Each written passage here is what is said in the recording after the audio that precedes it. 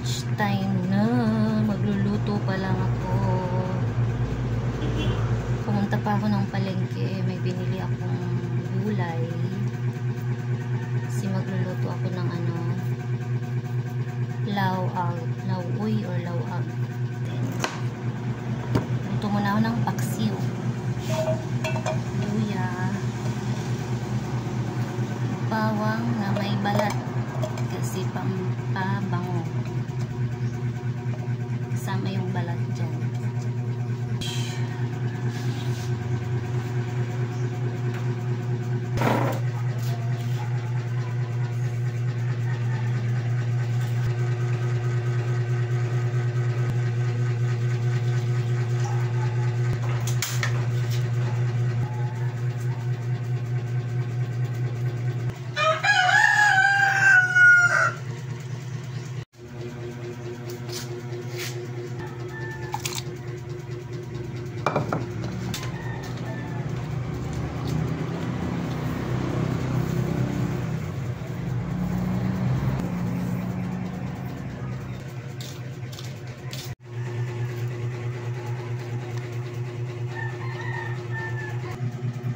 Di pa ako nakaligo kasi kaso pa ako dito.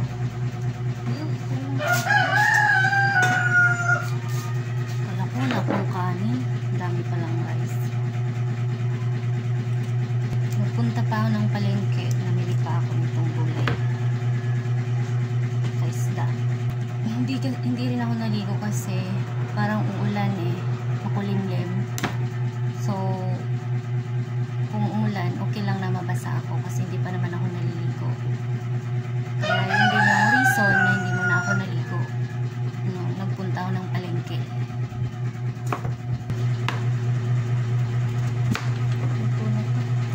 Yun na yung paksiw.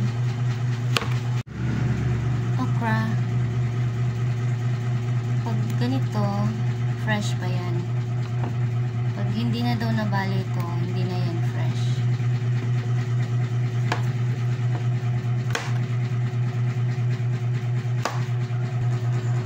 Talong, niwa ko na, konti lang din. Ganda pala pag nag-vlog, no, kasi para kaning may kausap. Kasi minsan ako lang mag-isa dito, yung mama at papa ko, pero wala akong makausap kahit walang sumasagot. Pakuloyin lang natin yon bago ko ilagay yung gulay para lumabas yung flavor ng ito pa pala talbos ng kangkong.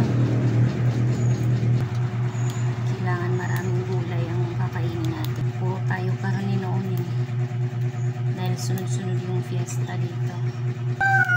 Naamoy ko na yung sabaw, yung aroma niya. Itong lauoy or lauag, yung asawa ko yung turo nito sa akin. Ito yung nagluto siya.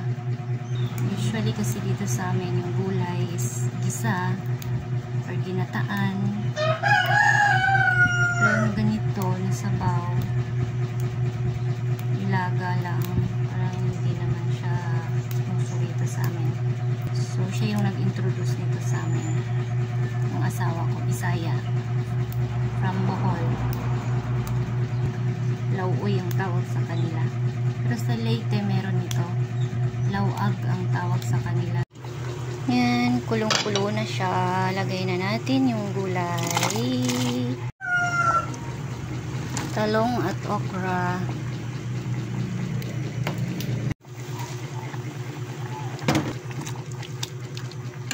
Yan, patayin na natin. Kailangan hindi ma-overcook yung dahon. Kain na tayo. Lunch time.